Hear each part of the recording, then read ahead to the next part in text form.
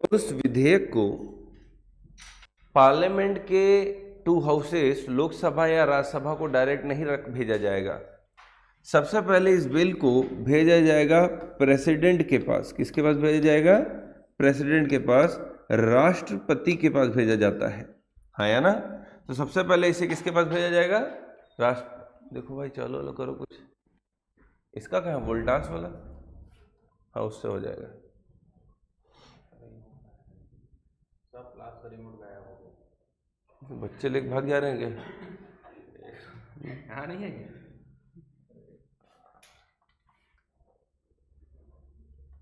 वो सर और खोज के ला। ये वाला तो वोल्टास का ही हो तो गया।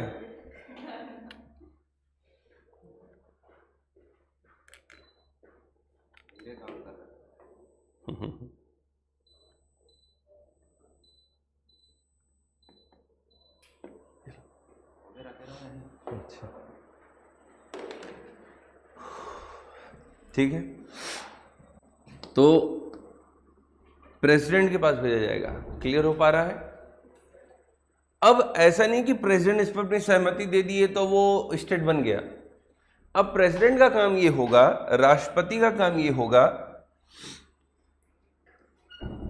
कि वो अब इस बिल को,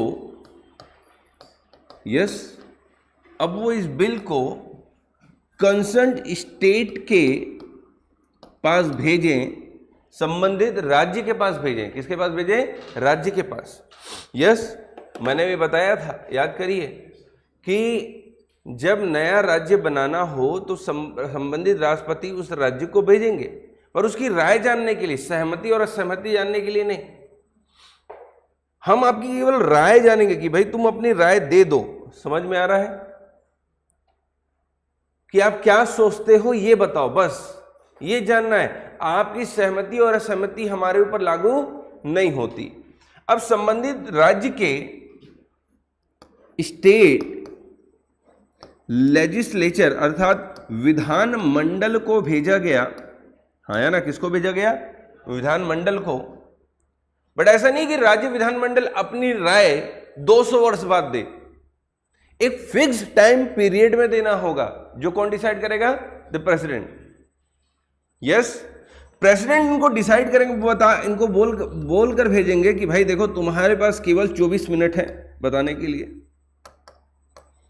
मतलब इतना कम समय नहीं मिलेगा, बट एक फिक्स टाइम पीरियड मिलेगा कि फिक्स टाइम पीरियड पे स्टेट लेजिस्लेचर को अपनी राय व्यक्त करनी है, अपनी बात रखनी है कि भाई आप स्टेट एक नया, आप उस पर्टिकुलर अपने स्टेट से तोड़कर एक नया स्टेट बनाना चाहते हो या नहीं। ये मान लो कि एक बिल लाया गया ताकि हम छत्तीसगढ़ बना सके। क्या बना सके? छत्तीसगढ़। और प्रेसिडेंट ने इस बिल को भेजा किस स्टेट को? मध्य प्रदेश को। कहां भेजा? मध्य प्रदेश, एमपी को भेजा। मध्य प्रदेश जो लेजिस्लेचर है उसको एक फिक्स टाइम पीरियड मिलेगा, विधानमंडल को एक फिक्स समय मिलेगा कि उस समय के अंतर्गत वो राष्ट्रपति को ये बता दे कि वो क्या चाहता है। आ रहा है समझ में? हाँ या ना? अपनी राय दे दे। पर हां, अब सुनिए, अगर मान लीजिए मध्य प्रदेश ये कह देता है कि नहीं नहीं नहीं नहीं, छत्तीसगढ़ नहीं बनना चाहिए, तो क्या नहीं बनेगा? तो भी बनेगा। मध्य प्रदेश से बोल दे कि छत्तीसगढ़ बनना चाहिए, तो बनेगा ही बनेगा। क्योंकि इसकी पूरी शक्ति संसद के पास है, पार्लियामेंट के पास। सामान्य तौर पर किसके हाथ में? केंद्र सरकार के हाथ में, कि वो कोई राज्य बनाना चाहते हैं या नहीं। मैं ये मान लेता हूं कि मध्य प्रदेश ने राष्ट्रपति को बोला कि नहीं, हम छत्तीसगढ़ बनने नहीं देना चाहते। मान लेते हैं ना, मानने में क्या जाता है, ताकि हमें और क्लियर हो पाए कि हाँ, राय मैटर नहीं करती। अब राष्ट्रपति इस बिल को पार्लियामेंट के किसी भी हाउस में रख देंगे, या तो राज्यसभा में या तो लोकसभा में। आ रहा है समझ? अब वो बिल राष्ट्रपति के द्वारा, मान लेते हैं कि राज्यसभा में रखा गया। राज्यसभा इसे कौन से बहुमत से पारित करेगी? साधारण बहुमत, सिंपल मेजोरिटी। फिर ये कहां जाएगा? लोकसभा में। और लोकसभा फिर इसे क्या, लोकसभा भी इसे कौन से बहुमत से पारित करेगी? और फिर इस पर हस्ताक्षर किसके होंगे?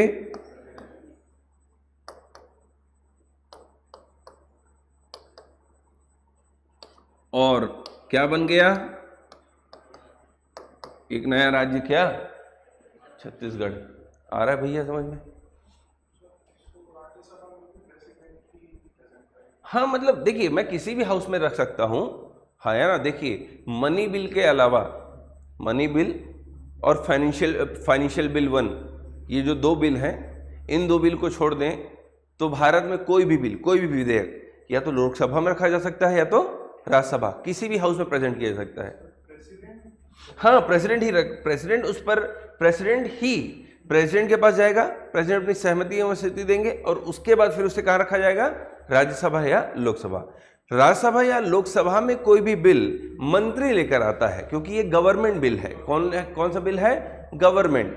अगर गवर्नमेंट बिल ना होता तो कौन लेकर आता? प्राइवेट बिल होता तो इसे कोई अदर मेंबर लेकर आता, जो सरकारी आदमी ना हो, मतलब कोई मंत्री ना हो। क्लियर हो पा रहा है? इस तरीके से काम करेगा। हाँ, काउंसिल ऑफ मिनिस्टर, ठीक है। तो अब यहां पर देखिए प्रक्रिया है। राष्ट्र सबसे पहले क्या होगा? Before recommending the bill the president has to, सबसे पहले ये किसके पास भेजा जाएगा? प्रेसिडेंट के पास, ठीक है। A bill contemplating the above changes can be introduced in the parliament only with the prior recommendation of the president. पर राष्ट्रपति अपने रिकमेंडेशन देने से पहले क्या करेंगे? Before recommending the bill, the president has to refer the same to the state legislature concerned for the expressing its views within a, ये ध्यान से पढ़ना है ना, स्पेसिफाइड पीरियड, एक तय निश्चित समय सीमा के भीतर होना चाहिए। ऐसा नहीं कि नहीं करते रहेंगे 200 वर्षों बाद। यस, राष्ट्रपति राज्य विधानमंडल के मत को मानने के लिए बाध्य नहीं है। राज्य हां बोले ना बोले, राष्ट्रपति इस पर अपनी सहमति दे देंगे और सहमति देने के बाद ये बिल कहां रखा जाएगा? संसद में। और जो प्रक्रिया मैंने बताई वैसे ही। आ रहा समझ में? हाँ है ना। Next article 4। आर्टिकल 4 कुछ नहीं है, अनुच्छेद 4 बस ये कहता है कि अगर आप आर्टिकल 2 या आर्टिकल 3 का उपयोग कर रहे हैं, किसका उपयोग कर रहे हैं? आर्टिकल 2 या आर्टिकल 3 का उपयोग कर रहे हैं नया राज्य बनाने के लिए। यस, आर्टिकल 2 या आर्टिकल 3 का उपयोग कर रहे हैं एक नया राज्य बनाने के लिए, तो इसके लिए इसे भारतीय संविधान का आर्टिकल 368 के तहत कॉन्स्टिट्यूशनल अमेंडमेंट नहीं माना जाए। नहीं माना जाए मतलब क्या माना जाए? Simple majority. मतलब एक राज्य बनाने के लिए कौन सी बहुमत की आवश्यकता होगी? तो साधारण बहुमत की आवश्यकता होगी, ये कहता है आर्टिकल 4। हाँ या ना। देखिए आर्टिकल 4 को, वर्ड को पढ़ें, कह रहा है The laws made for the admission or establishment of new state under Article 2 and the formation of new state under Article 3 are not to be considered as the amendments of the Constitution under Article 368. ये नहीं कह रहा कि साधारण बहुमत से बना लो, समझ रहे हैं? शब्दों को समझिएगा। ये नहीं कह रहा कि आप साधारण बहुमत से बना लो। वो क्या कह रहा है? 368 का उपयोग मत कर लेना। तो क्या बनाई ना, छोड़ दें? किसी से तो बनाएंगे ना भाई। अब अगर वो बोल रहे हैं कि 368 से ना बनाओ तो किससे बना लेंगे फिर? यस, सामान्य शब्द में नहीं लिख सकते थे ये लोग कि भाई 368 का नहीं करना है, साधारण बहुमत से बना लेना। नहीं, तुम समझो उसको, मैं नहीं लिखूंगा, है ना। ऐसा तो लिखा गया है कॉन्स्टिट्यूशन में कि वहां पर लिखा गया कि 368 का यूज नहीं करना है, उसके बाद किसका यूज करना हो तुम जानो। तो हमने क्या मान लिया? This simple majority. अब मैं एक लाइन बोलूं कि the article 4 itself says for formation of new state and establishment of new state can be done by the simple majority. क्या मैं लाइन सही बोल रहा हूं?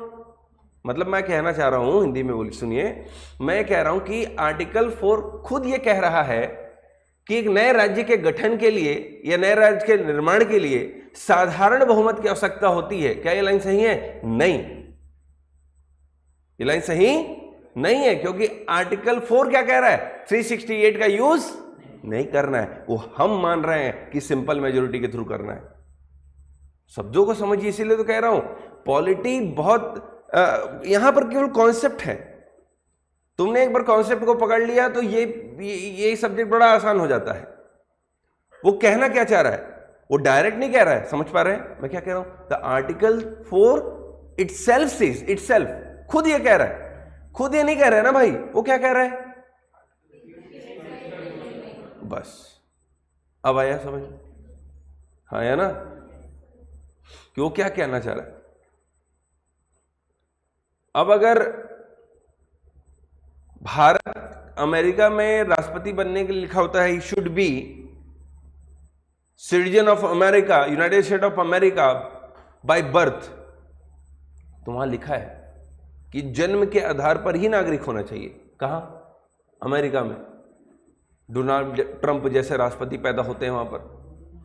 ओबामा क्यों राष्ट्रपति बन पाए? क्योंकि उनका जन्म अमेरिका में ही हुआ। डेफिनेटली दे इज फ्रॉम, मतलब ओरिजिन अफ्रीका था, बट पैदा वो वहीं हुए। बाय बर्थ उनके हाथ पे सिटीजनशिप थी, इसलिए वो वहां के राष्ट्रपति बन पाए। और दूसरी तरफ भारत में कहें तो भारत में राष्ट्रपति बनने के लिए जो क्वालिफिकेशन है वो है he should be citizen of India, वो भारत का नागरिक होना चाहिए। वो जन्म से भी हो सकता है, वो वंश से भी हो सकता है, वो क्षेत्र के समाविष्ट कि अगर हम कोई क्षेत्र भारत में जोड़ रहे हैं तो उसकी वजह से भी राष्ट्रपति वो नागरिक बन सकता है। बाई रजिस्ट्रेशन या नेचुरलाइजेशन है ना, मतलब आज अदनान सामी भारत के राष्ट्रपति बनना चाहे तो बन सकते हैं। समझ रहे हैं? बढ़िया गाना गाते हुए ए जमीन रुक जा। तो आप किसी भी तरीके से नागरिक बन जाइए, इस देश के राष्ट्रपति बन जाएंगे आप।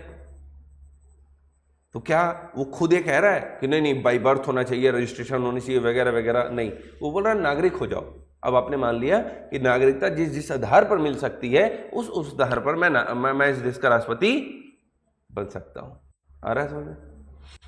Yes, clear. चलिए आगे बढ़े। ये हो गया आर्टिकल 4 भी लिख लिए थे आप लोगों ने? देख ये लिख लिया था, लिखिए छापिए आर्टिकल 4।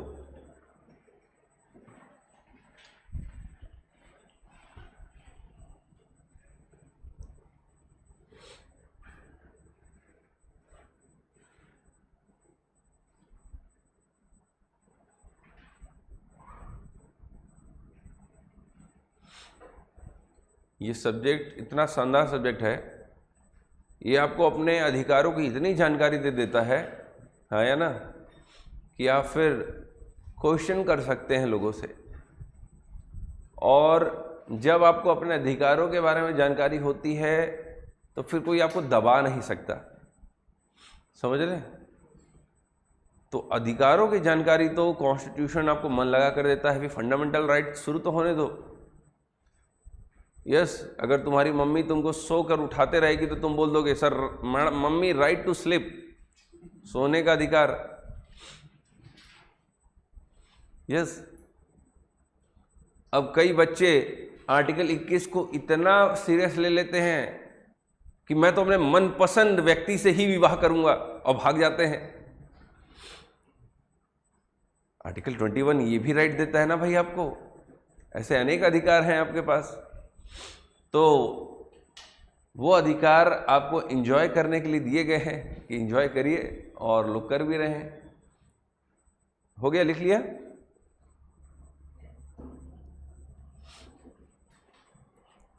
नहीं लिखे? लिखे लिखे लिखे।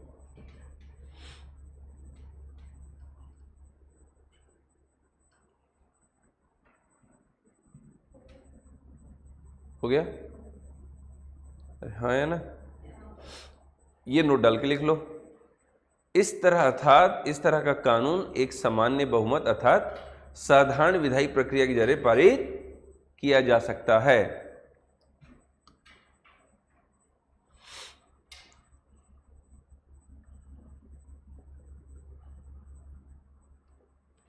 किया जा सकता है।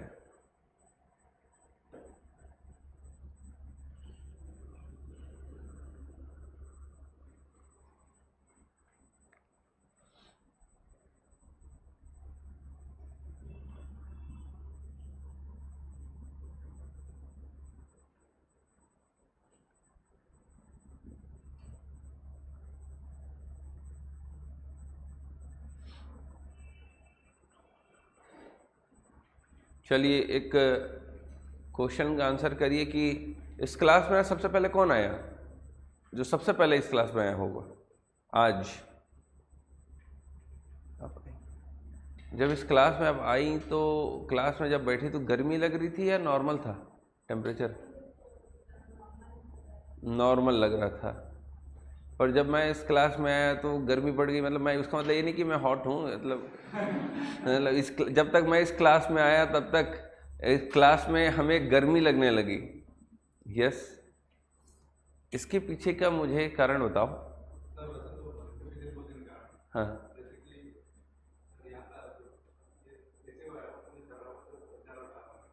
वो तो हाँ हाँ हाँ, क्या क्या फिर से? हाँ,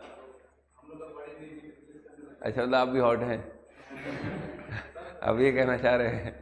अच्छा, नहीं नहीं ठीक है। हाँ, बिल्कुल। देखिए क्या होता है, heat flows from high temperature to low temperature.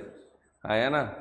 जब इस क्लास में मैडम वो अकेली आई थी उस समय इस क्लास में कोई नहीं था, तो इस क्लास का टेम्परेचर नॉर्मल लग रहा था और उस समय इस क्लास का टेम्परेचर नॉर्मल था भी।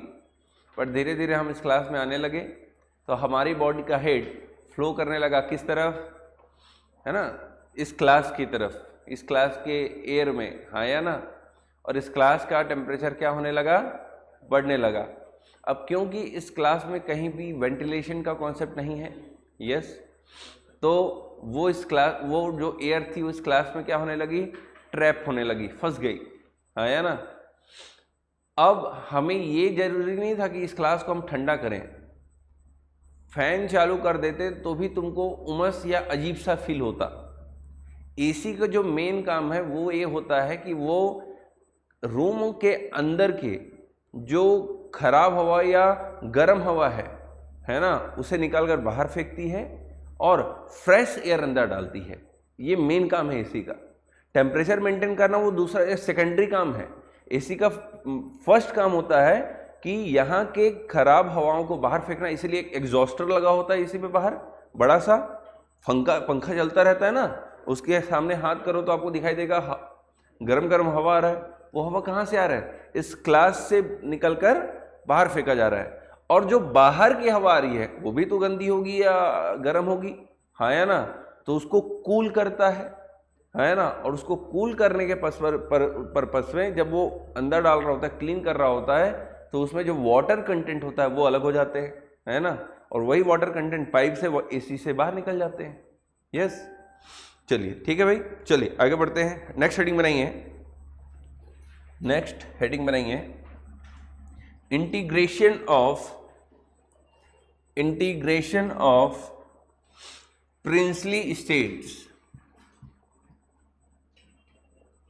Integration of princely states. देखिए मैप्स वगैरह को देखेंगे, ये थे राजा हरि सिंह, हाँ या ना? कश्मीर जब भारत में जुड़ा उस समय दी हिंदुस्तान टाइम्स का न्यूज़ कटिंग है ना? ये देखिए, इनको घुंघरू पहन के मस्त नाचते थे। यस, नवाब सर मोहम्मद महाबत खान जी, जूनागढ़ के नवाब। और ये देखिए, ये हैदराबाद के निजाम शुरू होकर ख़त्म हो गए, है ना? कितने पतले से। ये सरदार पटेल है और वो कौन है? वो है हैदराबाद के निज़ाम। जब उन्होंने सरेंडर किया था 18 सितंबर 1948 को इंडियन आर्मी के सामने, यस सरदार पटेल वहाँ पहुँचे थे, ये उस समय की फ़ोटो है, तो ये डली हुई है, ठीक है, इसको देखेंगे। चलिए बात करते हैं। सबसे पहले integration of Prince state heading बनाइए। जब भारत आज़ाद हो रहा था 1947 में, तो भारत और पाकिस्तान जब अलग अलग दो डोमिनियन बनाए गए, तो दो डोमिनियन को अलग अलग करने के लिए और संविधान सभा को बांटने के लिए और अन्य कई कारणों से, और ब्रिटेन अपनी शक्ति अब ट्रांसफर करना चाहती थी इंडियन डोमिनियंस को और पाकिस्तान डोमिनियंस को, कि पाकिस्तान अपने क्षेत्र के मामलों को देखे और इंडिया अपने क्षेत्र को मामले को देखे। ब्रिटेन इतना हमारे ऊपर ये नहीं था कि वो ये सोचने लगा नहीं हम सब कुछ दे देंगे। बेसिकली 1945 में यूनाइटेड स्टेट बन चुका था, है ना। अब यूनाइटेड स्टेट बन जाने के वजह से जो यूनाइटेड नेशन यूएन बन चुका था, यूनाइटेड नेशन बन चुका था। अब यूनाइटेड नेशन बन जाने के वजह से अब इन देशों के ऊपर दबाव था कि आप जिन देशों को अपनी कॉलोनी बनाकर रखे हैं और जिनका शोषण कर रहे हैं, अब उनको रिलीज करिए, है ना। या अगर आप उनको एज अ ट्रस्टीशिप काउंसिल के तौर पर अगर रखना भी चाहते हैं, तो वहाँ पर बवाल ना हो, उसको शांति बनाए रखें। ये सारी चीज़ें दबाव आने लगी उन देशों के ऊपर, और उन दबाव में उनको ये क्लियर था कि अब उन देशों को अपने हाल में छोड़कर भाग जाओ, क्योंकि उनको कंट्रोल करना पॉसिबल नहीं है। खासकर इंडिया को तो नहीं था, क्योंकि शुरू से उन्होंने डिवाइड एंड रूल का कॉन्सेप्ट भारत में चलाया। हमें धर्म के नाम पर बांटने का प्रयास किया, हमें जाति के नाम पर बांटने का क्या प्रयास किया, हमें अमीर गरीब के नाम पर बांटने का प्रयास किया अंग्रेजों ने अपने फायदे के लिए। और सबसे अच्छी बात थी कि हम बट भी गए, है ना, क्योंकि उनको पता था कि बड़ा आसान है भारत में लोगों को बांटना, यस, और इसीलिए उन्होंने हमें बांटा। और इस बंटवारे में आप सोचिए कि जिस देश में जिन्ना साहब को सभी जानते हैं, है ना भाई, पाकिस्तान का निर्माण की अगर फादर ऑफ पाकिस्तान के तौर पर देखा जाता है तो मोहम्मद अली जिन्ना साहब को देखा जाता है। बट मोहम्मद अली जिन्ना साहब एक समय उस पॉइंट पर थे भारत में, है ना, मतलब सोचिए उस समय भारत में ये कॉन्सेप्ट नहीं था कि हम अलग मुस्लिमों के लिए एक अलग देश की मांग करते हैं, ये सोच ही नहीं थी। जब 1920 में महात्मा गांधी ने असहयोग आंदोलन चलाया, नॉन कोऑपरेशन मूवमेंट चलाया, तो Mohammad Ali Jinnah is the first person जिन्होंने मना किया उन्हें कि इसको खिलाफत मूवमेंट के साथ मत जोड़ो, यस, क्योंकि अगर आप किसी आंदोलन को धर्म के साथ जोड़ दोगे तो विवाद बढ़ेगा। अब जब खिलाफत मूवमेंट रुक गया तो उसमें से मुस्लिम अलग हो गए,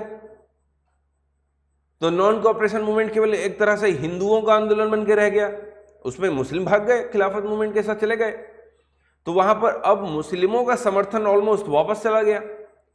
तो हिंदुओं के बीच क्या माइंडसेट बना कि ये अपने फायदे से आए थे, वहां से लड़ाइयां छिड़ी ना। फिर दूसरी तरफ अपने राजनीतिक फायदे की वजह से कुछ लोगों को अधिकार ना देना। इवन जिन्ना 1947 जब भारत और पाकिस्तान अलग हो रहा था, जिन्ना ने उस समय भी गांधी से कहा कि मुझे भारत का क्या बना दो, प्राइम मिनिस्टर बना दो, मैं अलग पाकिस्तान की डिमांड आज ही छोड़ दूंगा। पर 1947 में महात्मा गांधी रेडी भी थे कि मैं उनको प्रधानमंत्री बना देता हूं, बट समय नहीं था। अब अगर उस समय जिन्ना को प्रधानमंत्री बना दिया जाता तो भारत जलकर खत्म हो जाता, समझ रहे हैं, क्योंकि हिंदू मुस्लिम दंगे आसमान को छू रहे थे और कहीं ना कहीं जनसंख्या हिंदुओं की अधिक थी एज कंपेयर टू मुस्लिम। तो वहां पर फिर जिन्ना को प्रधानमंत्री बनाना ऑलमोस्ट इम्पॉसिबल हो गया था, यस। तो ऐसा नहीं कि भारत के विभाजन को नहीं रोका जा सकता था, उस विभाजन को बहुत पहले से रोका जा सकता था, बट कई राजनीतिक कारणों की वजह से, अपने लाभों की वजह से चीजें अलग रहीं। अब दूसरा एक चीज ये रहा कि जो इतिहास हमें पढ़ाया गया स्कूलों में, उस इतिहास को एक प्रॉपर मैनर में अरेंज करके पढ़ाया गया, ताकि हम उन चीजों को ही पढ़ें या सुनना चाहें जो चीज वो हमें पढ़ाना चाहते हैं। यूपीएससी के इतिहास में क्या बदलाव दिखाई देता है आपको? हिस्ट्री में यूपीएससी की हिस्ट्री में एक बदलाव सबसे अच्छी दिखाई देती है। पहले हिस्ट्री यहां से यहां आती थी यूपीएससी की, मतलब पहले टॉप लेवल पर क्वेश्चंस आते थे। मतलब क्वेश्चन कहां से बनते थे? कौन से बड़े बड़े आंदोलन हुए, उसमें कौन बड़े बड़े नेता थे। अब यूपीएससी ग्रास रूट लेवल पे घुसना चाहती है, क्योंकि बहुत कई ऐसे आंदोलन हुए जिसमें हमें रोल तो दिखाया गया बड़े नेता का, पर वहां पर उससे बड़ा रोल वहां के जनजातियों का रहा। हाँ या ना? छत्तीसगढ़ भी आप पढ़ते होंगे तो छत्तीसगढ़ में भी कई जनजातीय आंदोलन हुए जिसके वजह से उन्होंने अंग्रेजों को खदेड़ दिया छत्तीसगढ़ से। यस, तो ये जो नीचे के आंदोलन है, अब यूपीएससी इस पर बात करता है। अब वो उसे ऊपर उठा लेके आ रहा है। मतलब पहले इतिहास को ऊपर से नीचे पढ़ा जाता था, अब इतिहास को नीचे से ऊपर पढ़ा जा रहा है। नीचे से ऊपर पढ़ने के बीच में फायदा क्या होता है कि हमें सही जानकारी प्राप्त होती है। यस, मैंने बताया ना कि मैं अगर मैं भारत के इतिहास को पढ़ूंगा तो मुझे लगेगा यार बहुत अच्छा काम किया वगैरह वगैरह। अगर वही मैं पाकिस्तान के एनसीईआरटी की बुक पढ़ रहा था जब लॉकडाउन के टाइम पे, मतलब एनसीईआरटी नहीं होता वहाँ, मतलब जो वहाँ के स्कूल की बुक्स में पढ़ रहा था, तो उनको पढ़कर मुझे ये लगा कि हम ही खराब थे क्या। तो सब अपने अपने तरीके से, उनके बुक में धर्म पर बहुत बात की गई है। ऐसा नहीं है उन्होंने गांधी की तारीफ नहीं, गांधी की तारीफ वहां भी दिखाई देती है, उन्होंने अपने बुक में भी की है। यस, परंतु वहां पर धर्म को लेकर बहुत बात की गई है, धर्म को लेकर। और इसीलिए आप देखेंगे कि वहां पर छोटा से छोटा बच्चा जो स्कूल में पढ़ रहा होता है वो धर्म को लेकर के बहुत कट्टर हो जाता है। हम स्कूल में यूनिफॉर्म काहे पहनते हैं? ताकि सभी बच्चे एक जैसे दिखाई दे, हम अलग अलग धर्म के ना हो सकता है कि मेरा सबसे खास मित्र मुस्लिम हो, क्रिश्चियन हो। अब हम जहां पढ़े, हम जिस स्कूल में पढ़े अपने स्कूल में, वहां तो मैक्सिमम क्रिश्चियंस बच्चे थे।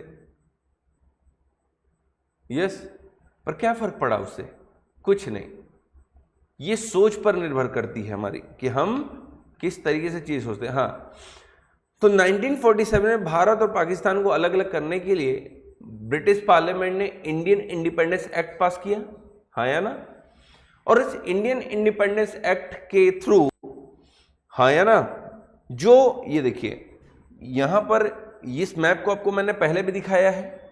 ये जो येलो वाले रीजन है, ये कौन सा एरिया है? यह है ब्रिटिश प्रोविंसेस। मतलब कैसा क्षेत्र? जहां पर डायरेक्ट किसका शासन हुआ करता था? अंग्रेजों का, हाँ या ना? ये ब्रिटिश प्रांत, जितना भी आपको येलो पार्ट दिखाई दे रहा है यहां पर, पहले ही इंडिया का मैप कुछ ऐसा था, अब पाकिस्तान इधर हट गया, ये बांग्लादेश बन गया, हाँ या ना? और ये हमारा देखिए, अब ये इसको, इस मैप को अगर काटें सिंध वगैरह, तो ये क्या बन गया? पाकिस्तान। यस, यही देखिए, ये बलूचिस्तान यहीं से गया था। धुरंधर मूवी देखा ना आपने? बलूच सुनते थे ना वर्ड उसमें। यस, तो बलूचिस्तान, देखिए पाकिस्तान में भी आपस में बहुत लड़ाइयाँ हैं वेस्ट और ईस्ट पाकिस्तान के बीच। उसके पीछे वजह यह है कि ईस्ट पाकिस्तान, जो पूर्वी पाकिस्तान है, यहाँ पानी की उपलब्धता अच्छी खासी है, तो यहाँ पर डेवलपमेंट अच्छा दिखाई देता है। जबकि आपको वेस्ट पाकिस्तान में डेवलपमेंट बहुत कम दिखाई देगा, पानी बहुत मुश्किल से मिलती है वहाँ पर, है ना? और सरकारें भी इस क्षेत्र के लिए ज़्यादा कार्य नहीं करती, और इसलिए कई बार ये लोग, बलूचिस्तान, इनकी अपनी अलग आर्मी है, ये अफगानिस्तान के साथ मिलकर पाकिस्तान को निपटाए पड़े रहते हैं। यस, तो पाकिस्तान को निपटाने के लिए केवल हम नहीं हैं, ये बलूचिस्तान बैठा है, फिर इधर अफगानिस्तान है जो हमारा साथ देता है। यस, अफगानिस्तान जाइए, बढ़िया, वहाँ पर आपको कौन मिलेंगे? अफगानीज, हाँ या ना? बढ़िया बंदूक लेके घूमते हुए दिखाई देंगे, है ना? और पूछ लिए कहाँ से हो? इंडिया से। अरे आओ, माहौल बनाते हैं, है ना? इस तरीके से। वही सुन लेंगे कहाँ से? पाकिस्तान, आओ माहौल बनाते हैं, वो दूसरा वाला होगा फिर। कूट दिया जाएगा तुमको, है ना। मतलब हम मतलब अफगान और हमारे बीच का जो संबंध है वो बहुत पुराना है, लंबा है ना। देखिए कई संबंध ऐसे होते हैं ना जो सरकारों से ऊपर होते हैं आपस में, जैसे नेपाल और भारत का संबंध, बेटी रोटी का संबंध। नेपाल और भारत की सरकार के संबंध कितने भी खराब हो जाएं, हम मोमोज खाना नहीं छोड़ेंगे। यस, नहीं खाना छोड़ोगे, खाओगे। मोमोज आकर बेच रहे हैं ना भाई वो लोग इंडिया में, वो इंडिया में आकर बेच पा रहे हैं। क्यों बेच पा रहे हैं? क्योंकि आप उनको यहाँ पर प्रॉपर रहने दे रहे हैं। यस, भारत के मैक्सिमम यूनिवर्सिटीज में आप देखिए नेपालीज पढ़ रहे हैं। यस, भारत के मैक्सिमम यूनिवर्सिटी या बड़े बड़े जगहों पर जो गार्ड्स दिखाई देंगे वो कहाँ के दिखाई देंगे? फ्रॉम नेपाल। मैं कॉलेज में था और कॉलेज में हमारे हॉस्टल में 2 नेपाली गार्ड थे, वो बैठकर हम उनसे बात कर रहे थे तो वो अपनी तारीफ कर रहा था बेचारा, है ना, कि यहाँ पर भी हम गार्ड है, वहाँ पर भी हम ही हैं, है ना। इससे पहले हमारे पिताजी भी थे, तो तारीफ कर रहा था कि हमारी पूरी जो फैमिली की चेन चली आई है वो गार्ड बनता आया है इस यूनिवर्सिटी का। मैं भी उसकी तारीफ कर दिया, क्या बात है ना। तो नहीं, अब उसके लिए वही चीज़ अच्छी थी, उसको वो चीज़ अच्छी लग रही है, तो डेफिनेटली उसके लिए देखिए सिंपल सी अपनी अपनी सोच है कि मुझे लगता है कि नहीं मैं IAS बनूंगा तभी मेरा लाइफ पूरा होगा, तो उससे कम कुछ मिलेगा तो फिर मेरी ज़िंदगी मतलब मज़ा नहीं आएगा। अगर मेरी सोच ये बनती है कि यार मैं सरकारी नौकरी में चपरासी भी बन जाऊं तो मेरी लाइफ बन गई, तो that is enough for me. तो उनकी सोच वो थी, वो ये सोचते थे कि भाई ये था बहुत है। यस, तो उनके लिए वो बहुत है। तो यहां पर देखिए येलो वाला जो रीजन है ये है ब्रिटिश प्रोविंस, और जो ब्लू वाला रीजन था ये थे प्रिंसली स्टेट्स। कौन थे? देसी रियासत। कौन सी रियासत? देसी रियासत। अब देखिए जब भारत और पाकिस्तान 1947 के एक्ट से अलग अलग हुए, 2 अलग अलग डोमिनियन बने। क्या बने? डोमिनियन बने। तो ये जो ब्रिटिश प्रोविंसेस थे ये तो जो पाकिस्तान के एरिया में जाने थे वो पाकिस्तान के पास चले जाएंगे। मान लीजिए ये पाकिस्तान बना, हाँ या ना। तो पाकिस्तान, ये पंजाब का ये वाला भाग किसको मिल गया? ये वाला भाग किसको मिल गया? इंडिया को मिल गया। क्लियर हो पा रहा है? तो पंजाब का इस तरफ का भाग पाकिस्तान को मिल गया, पंजाब का इस तरफ का भाग इंडिया को मिल गया। मतलब जितना येलो रीजन है ये वाला, हाँ या ना, जितना येलो रीजन है ये डायरेक्ट हमें मिल गए। इधर के जितने येलो रीजन है किसको मिल गए? पाकिस्तान को। पर ये जो देसी रियासत थे, ब्लू रीजन है, इनको पर्टिकुलर 3 ऑप्शन दिए गए। कितने ऑप्शन दिए गए? भारत में जाइए, पाकिस्तान के साथ जुड़ जाइए, या फिर क्या रहिए? इंडिपेंडेंट रहिए, स्वतंत्र रहिए। इनको 3 ऑप्शन दिए गए। अब जब ये 3 ऑप्शन दिए गए, हाँ या ना, देखिए the India independence act 1947 created 2 independent and separate dominions, हाँ या ना, India and Pakistan, and gave 3 options to the princely states. क्या करिए? इंडिया को ज्वाइन कर लीजिए, दूसरा मत करिए, मतलब पाकिस्तान को ज्वाइन कर लीजिए, और तीसरा रिमेन इंडिपेंडेंट, हाँ या ना, स्वतंत्र रहिए। अब जब ये ऑप्शन उनको दिया गया तो पाकिस्तान अपने तरीके से पॉलिटिक्स करने लगा, भारत अपने तरीके से पॉलिटिक्स करने लगा। सरदार पटेल साहब को रियासत मंत्रालय का प्रमुख बनाया गया। यस, और उनके जो सचिव थे VP मेमन, है ना, उनको ये दोनों ने मिलकर अब कार्य करना चालू किया कि कैसे इन देसी रियासतों को भारत में जोड़ा जाए। अब उस समय भारत के बाउंड्री में, हाँ या ना, 552 देसी रियासत थी। कितनी देसी रियासत थी? 552। मैं भारत के एरिया की बात कर रहा हूं ना। यस, भारत के एरिया में कितने देसी रियासत थी? 552 देसी रियासत थी।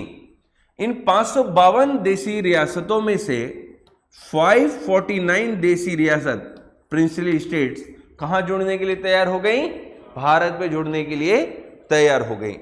परंतु 3 प्रिंसली स्टेट्स ऐसी थी जिन्होंने भारत में जुड़ने से क्या कर दिया? शुरुआती तौर पर मना कर दिया। ठीक है, सबसे पहला कौन? जम्मू कश्मीर। ये कहते थे कि मैं स्विट्जरलैंड बनाऊंगा, इसको बना दिया अच्छे से। यस, आज लड़ना पड़ रहा है उसके लिए, अभी स्टोरी पे आऊंगा उसके। दूसरा ये आपको दिखाई दे रहा है क्या, हैदराबाद, हाँ है ना, भारत का सबसे बड़ा देशी रियासत था, सबसे पावरफुल। सामान्य तौर पर इससे लड़ना आसान नहीं था, यस। और दूसरा ये वाला जो एरिया दिखाई दे रहा है दैट इज दी जूनागढ़। कौन सा एरिया, जूनागढ़। ये वाला जो आपको एरिया दिखाई दे रहा है कौन सा है, जूनागढ़। तो जम्मू कश्मीर, जूनागढ़ और हैदराबाद में भारत से जुड़ने के लिए क्या कर दिया, मना कर दिया कि हम भारत में नहीं जुड़ेंगे। क्लियर हो पा रहा है। शुरुआती तौर पर out of the 552 principal states situated with in the geographical boundaries of the India, हाँ है ना, जो इंडिया के बाउंड्री में, पाकिस्तान की बाउंड्री को कंसीडर नहीं कर रहा हूं, ध्यान रखना, yes. 549 join India and the remaining 3 Junagadh, Kashmir and Hyderabad refuse to join India. इन्होंने ज्वाइन करने से क्या कर दिया, मना कर दिया। पर देखिए अब यहां पर जब हैदराबाद ने भारत से जुड़ने से मना किया, है ना। सबसे पहले देखिए जम्मू कश्मीर में राजा हरि सिंह थे और वो ये चाहते थे कि मैं इंडिपेंडेंट रहूं, स्वतंत्र रहूं, मैं किसी के साथ नहीं जाऊंगा, ना मैं पाकिस्तान के साथ जाऊंगा, ना मैं इंडिया के साथ जाऊंगा। जूनागढ़ के जो नवाब थे ये पाकिस्तान की तरफ जाना चाहते थे। किसकी तरफ, पाकिस्तान की तरफ, क्योंकि पर वहां के लोगों ने इन्हें रोक दिया पाकिस्तान जाने से। और दूसरी तरफ हैदराबाद स्वतंत्र रहना तो चाहता था, परंतु इसके पास बैक सपोर्ट था पाकिस्तान का। पाकिस्तान उसे पीछे कह रहा था। पाकिस्तान की सोच ये थी कि हैदराबाद को मैं स्वतंत्र रहने के लिए मना लेता हूं, यस, और बाद में हैदराबाद को किसके साथ जोड़ लूंगा, पाकिस्तान के साथ जोड़ूंगा, और हैदराबाद को किसके साथ जोड़ लूंगा, पाकिस्तान के साथ। तो पाकिस्तान का अंदर ही अंदर सपोर्ट हैदराबाद के साथ था कि इंडिया अगर दबाव बनाता है तो दबाव में मत आना, हम आपकी रक्षा के लिए बैठे हैं, यस। इसलिए हैदराबाद भी भारत में जोड़ने से मना कर देता है, यस। अब यहां पर देखिए दूसरी तरफ ईस्ट पाकिस्तान बना था उस समय। क्या बना था, ईस्ट पाकिस्तान। महात्मा गांधी ये कहते थे कि पाकिस्तान भी हमारा भाई है और पाकिस्तान से बांग्लादेश आने के लिए हमें इन्हें रास्ता दे देना चाहिए, हाँ है ना। और कुछ आइडियोलॉजी के लोग इसको सपोर्ट नहीं करते थे और ये सही भी नहीं था, हाँ है ना, क्योंकि ये हमारे पूरे भारत के ज्योग्राफिकल एरिया के लिए खतरा बन जाता, हाँ है ना, बहुत बड़ा। तो ठीक है, बाद में फिर जब 1971 का वॉर हुआ और ईस्ट पाकिस्तान किस में बदल गया, बांग्लादेश में बदल गया। कैसे देखेंगे बाद में, ठीक है।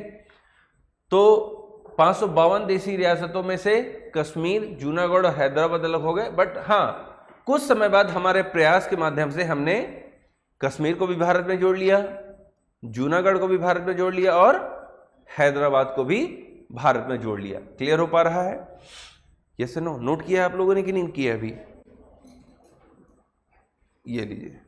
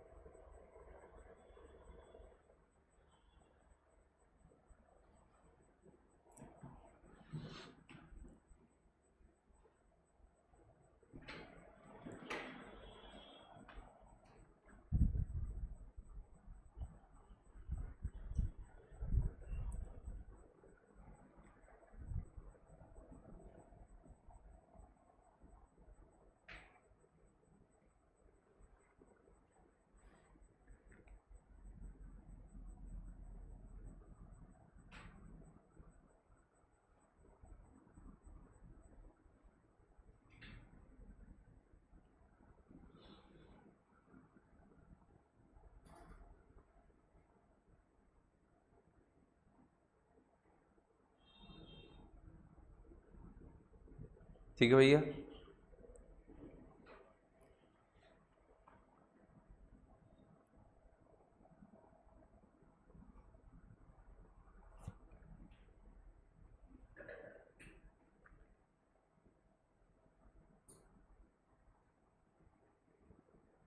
हो गया।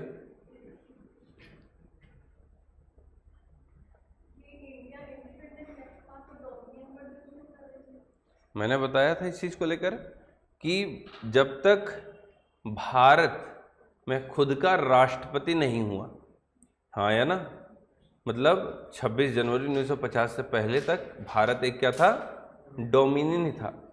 26 जनवरी 1950 को हमने अपने आप को क्या घोषित कर दिया, रिपब्लिक, गणतंत्र। इसका मतलब क्या हुआ, अब हमारा खुद का मुखिया होगा, है ना। इससे पहले हमारा खुद का मुखिया नहीं हुआ करता था। बट हाँ, हम 1947 के बाद इंडिया और पाकिस्तान एक डोमिनियन जरूर कहलाते थे।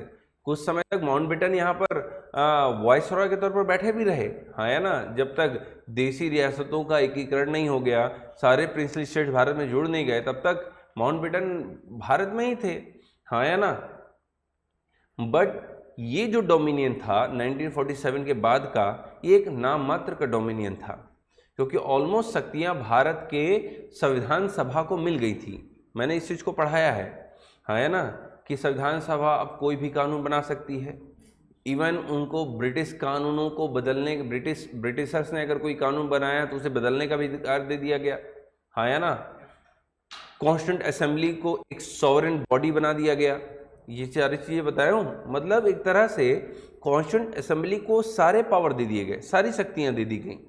पर क्योंकि अभी तक हमारे देश का खुद का मुखिया नहीं था, है ना, अभी भी हम किसके नाम से जाने जाते थे, ब्रिटेन के, क्योंकि वही हमारा मुखिया था। यस, इसलिए हम क्या कहलाते थे, डोमिनियन। और बट 24 जनवरी 1950 को जब हमने अपना खुद का राष्ट्रपति चुना, डॉक्टर राजेंद्र प्रसाद साहब को, और 26 जनवरी को जब हमने अपना संविधान लागू कर दिया, तो हम क्या हो गए, रिपब्लिक हो गए, गणतंत्र हो गए। और जब गणतंत्र हो गए तो हमारा खुद का राष्ट्रपति हो गया। अब हमारे मुखिया कोई किसी और देश का नहीं रहा, तो अब हम डोमिनियन नहीं, एक रिपब्लिक कहलाने लगे। क्लियर हो पा रहा है?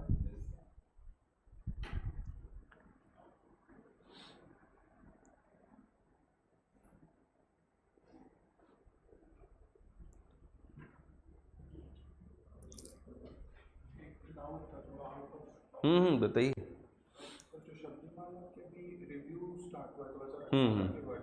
नहीं, जी बेंच बैठा है, हाँ, कॉन्स्टिट्यूशनल बेंच बैठा है, कल आर्टिकल एक आया था, हाँ।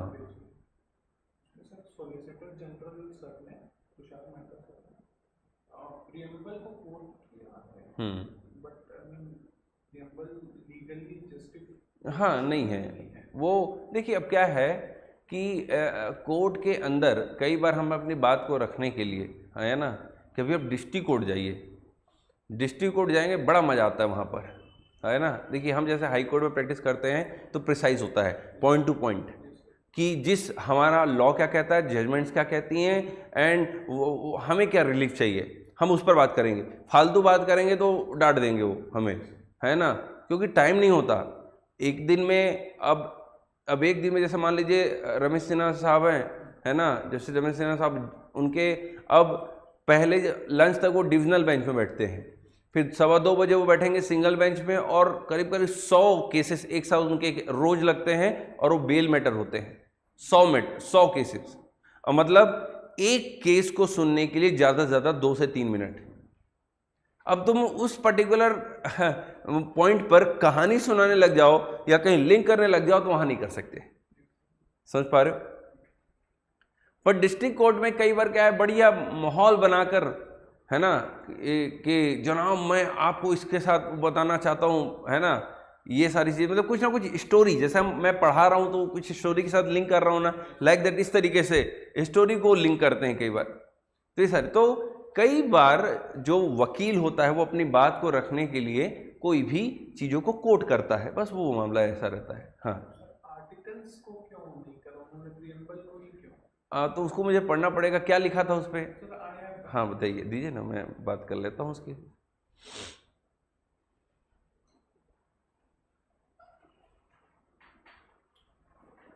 आराम से आराम से।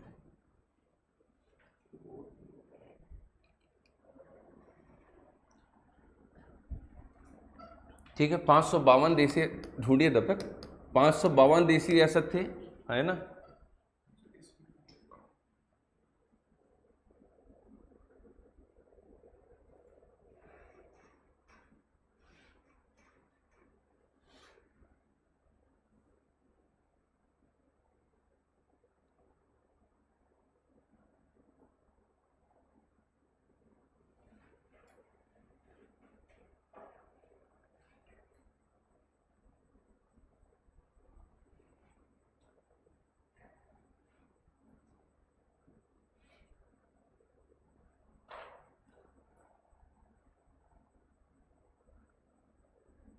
चलिए बैठिए, बहुत बढ़िया।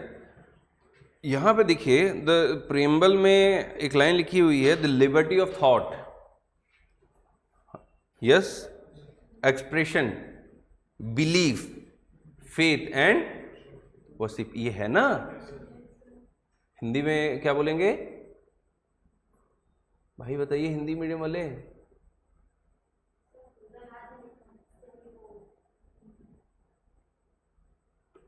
हिंदी में क्या बोलेंगे उसको? द लिबर्टी ऑफ थॉट, विचार हो गया, एक्सप्रेशन हो गया, है ना। कई बार हिंदी थोड़ा सा गड़बड़ हो जाता है ना, विचारों की स्वतंत्रता वगैरह। तो यहां पर liberty of thought, expression, belief, faith and worship, yes, इसकी बात की गई है हमारे प्रीएम्बल में। लिबर्टी दी गई है, स्वतंत्रता, ठीक है। अब इस लिबर्टी को मैंने बताया था कि द लिबर्टी वर्ड, इसको मैंने प्रीएम्बल में मैं बताया था कि इसको जब मैं फंडामेंटल राइट पढ़ाऊंगा तो समझाऊंगा। Thought expression, thought expression article 19, belief and worship article 25, 26, 27 and 28, yes, धार्मिक स्वतंत्रता का अधिकार।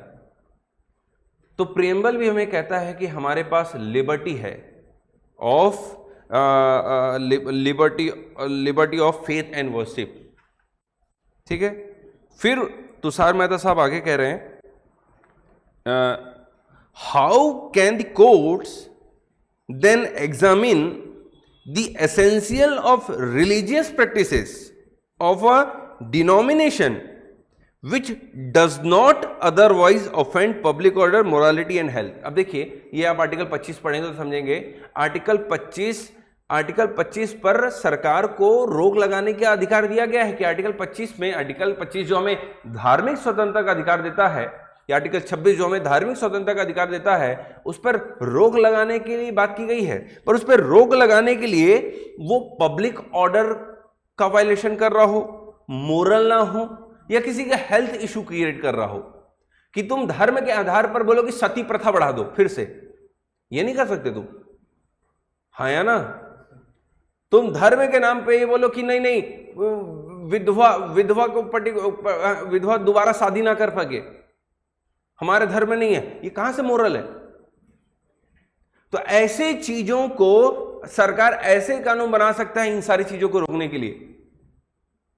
समझ में आ रहा है कि धर्म के नाम पर तुम रोड में बैठ जाओ और रोड में बैठकर तुम पूजा पाठ अपना चालू कर दो, कि रोडे में पूरा बैठ जाओ और अपने धार्मिक कार्य को करने लग जाओ, तो रोड ब्लॉक हो जाएंगी कि नहीं? लोक व्यवस्था बिगड़ेगी कि नहीं बिगड़ेगी? तो आपके इन मामलों में आपके धार्मिक स्वतंत्रता को रोका जा सकता है। बट हाउ, पर तुषार मेहता साहब इसमें ये कह रहे हैं, है ना, कि अगर महिलाओं को मंदिर में जाने से रोका जा रहा है तो इससे पब्लिक ऑर्डर, मोरालिटी और हेल्थ क्या इशू आ रही है? कुछ इशू नहीं आ रही है, तो इस पर क्यों बात की जा रही है? ये हमारी धार्मिक स्वतंत्रता है। यस, इससे पहले भी 3 जजेस बेंच बैठी थी सबरीमाला के लिए, जिसमें 2 पुरुष और 1 महिला थी। 2 पुरुषों ने ये कहा कि नहीं भाई, महिलाओं को मंदिर में एंट्री दी जानी चाहिए, और जो महिला थी उन्होंने कहा नहीं। यस, अब यहां पर उसे फिर से रिव्यू किया जा रहा है कि जो पहले निर्णय लिया गया वो सही है या गलत। तो सब अपना अपना व्यू रख रहे हैं। यस, अब यहां पर ऐसा नहीं कि सबरीमाला मंदिर में सभी के जाने, सभी महिलाओं के जाने से रोक है, नहीं। हमारी प्रेसिडेंट भी गई थी, पर एक पर्टिकुलर एज, जब तक महिलाएं मेंस्ट्रुअल साइकिल के फेज से गुजरती हैं, जिस पर्टिकुलर एज तक, उस एज की महिलाओं को रोक है। समझ में आ रहा है? उसको धर्म के आधार पर यह माना जा रहा है कि अशुद्ध वगैरह वगैरह। अब देखिए, पहले साइंस उतना ऊपर था नहीं, हाँ या ना, वो सारी चीजें हम विचार नहीं करते थे, तो हम उसको अलग अलग तरीके से डिफाइन कर गए। पर साइंस ऊपर आ गया तो मुझे लगता है इन सारी चीजों से ऊपर उठ जाना चाहिए अब हमें, है ना, कि अब मिस्ट्रल साइकिल का एज या वो ये सारी चीज़ों पर विचार नहीं करना चाहिए मुझे लगता है ना। अब साइंस यहाँ पर इतना बढ़ चुका है कि पहले हम उसको एक अलग व्यू से देखते थे, है ना, आज उसका व्यू अलग है। वो एक प्रोसेस है महिलाओं के शरीर में, यदि एग का फॉर्मेशन और एग जब एग एक पॉइंट के बाद वो ब्रेक करता है तो फिर जो भी हार्मफुल ब्लड है वो बाहर आएगा, दैट इज द कॉन्सेप्ट। वो भी तो हमारे शरीर का ही एक अंग है, भाग है। यस, तो अब उसको गलत तरीके से जज करना या फिर महिलाओं को किसी चीज के लिए रोक देना मुझे लगता है पूरी तरीके से सही नहीं है। बाकी सुप्रीम कोर्ट डिसाइड करे तो बेटर है ना। जब सुप्रीम कोर्ट डिसाइड करेगा तो मैं हाँ पे हाँ कह दूंगा उसमें। यस, और यही चीज है कि जब भी कोई भी मामला होता है, जैसे मैं इंटरव्यू में एक उसमें उस समय सुप्रीम कोर्ट ने कोर्ट किया, ये एक मामला आया था रिजर्वेशन का, और रिजर्वेशन के मामले में सुप्रीम सी के रिजर्वेशन में भी क्रीमी लेयर होना चाहिए, है ना। मैं इंटरव्यू ले रहा था, मॉक इंटरव्यू, और वहाँ पर कुछ बच्चों से मैंने पूछा, और उन्हीं बच्चों से पूछा जिनको रिजर्वेशन मिलता है, हाँ, है ना।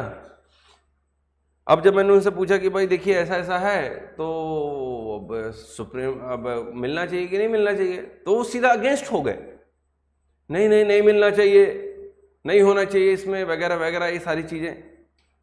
तो फिर मैंने कहा कि आप सुप्रीम कोर्ट के व्यू से अलग सोचते हैं, हाँ या ना। तो यहां पर तुमको क्या फायदा मिल रहा है नहीं मिल रहा है तुम उसको छोड़ दो ना। जब तुम यूपीएससी या सीजीपीएससी की प्रिपरेशन कर रहे हो और इंटरव्यू देने जा रहे हो और वहां पे मैं कोट कर रहा हूं कि the supreme court is views, तो तुमको क्या बोलना चाहिए कि सर इस देश का अपेक्स कोर्ट है, वॉट एवर दे डिसाइड मैं उसके साथ खड़ा हूं, खत्म। तुम अपनी व्यू क्या देने लग गए, कोई नहीं जानना तुम्हारा चारा व्यू, तुम्हारा व्यू इस देश पे लागू नहीं होगा कि तुमको उस चीज का लाभ मिलेगा नहीं मिलेगा नहीं मिलेगा, ये तुम्हारा व्यू है ना भैया। पर अगर सुप्रीम कोर्ट किसी मामले को लेकर के बात कर रहा है तो आप उसे सुप्रीम कोर्ट के ऊपर ही छोड़ दीजिए। मैंने क्वेश्चन इस तरीके से किया कि अगर एक पर्सन एसटी वर्ग का है या एसटी वर्ग का है एंड ही बिकम आईपीएस और आईआरएस एंड अगेन वो फिर से अपने ही रिजर्वेशन का फायदा लेकर आईएएस के पद के लिए तैयारी कर रहा है, नहीं समझ पा रहे मेरी बात को? समझ रहे भाई, मैं आईआरएस बन गया थ्रू द रिजर्वेशन, मुझे अपने रिजर्वेशन का फायदा मिला, मैं एक एसटी वर्ग से व्यक्ति था। अब फिर से मैं उसी एसटी वर्ग के आरक्षण का लाभ लेकर के फिर से यूपीएससी का फॉर्म भर रहा हूं, क्या बनने के लिए? अब मैं सोशल और इकोनॉमिक लेवल पर तो ऊपर उठ चुका हूं ना, समाज में अब मेरा नाम है, अब मैं कहीं भी बैठूं, कहीं भी कुछ भी एक मेरे पद मिल गई समाज में, तो मुझे रिजर्वेशन की क्या जरूरत है? यह प्रश्न था मेरा। यस, और फिर मैंने उस पर कोट किया सुप्रीम कोर्ट का व्यू, तो सामने वाला नहीं सर ऐसा है वैसा है, मतलब अपनी व्यू, क्योंकि जब आपको कोई लाभ मिलता रहता है और जब वो आपसे छीनी जाती है तो आप टेंशन में आ जाते हैं। वो चीज दिखने लगा था इंडोर में, वो भी एक बच्चा नहीं, बहुत सारे बच्चों के साथ ऐसा दिखा। और जब एट लास्ट जब हमने उन्हें गाइड करा इंटरव्यू के बाद, जब वो हमसे मिले तो मैं उनको बताया आपको क्या लाभ मिल रहा है नहीं मिल रहा है, ये आपका निजी मामला है, उसका लाभ उठाइए। परंतु यदि आपसे प्रश्न पूछा जा रहा है, न्यायपालिका या इस देश की संसद कोई कानून बना रही है, तो आप उसके खिलाफ नहीं बोलेंगे। यस, आप उसके साथ खड़े हुए दिखाई देने चाहिए। आप आज आईएएस बने नहीं हैं, आज आप डिपार्टमेंट में आए नहीं हैं, आज आप अधिकारी बने नहीं हैं, सिस्टम में आए नहीं हैं, और आज ही आप सिस्टम का विरोध कर रहे हैं, तो हम क्यों रखें आपको? समझ पा रहे हैं ना? सिस्टम का विरोध नहीं कर सकते आप बाहर रह के, सिस्टम में आके करिए। यस, मन लगा कि जब सिस्टम में आ जाइए तब विरोध करिए, इतना करना है, और उससे पहले विरोध मत करिए। ठीक है, चलिए मिलते हैं।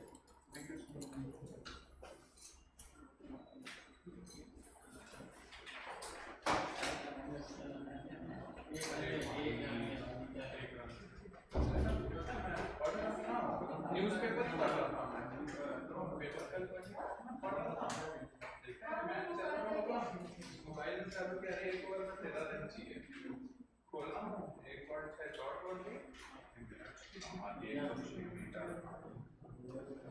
मारते बैठे मारता पकड़े बैठ गया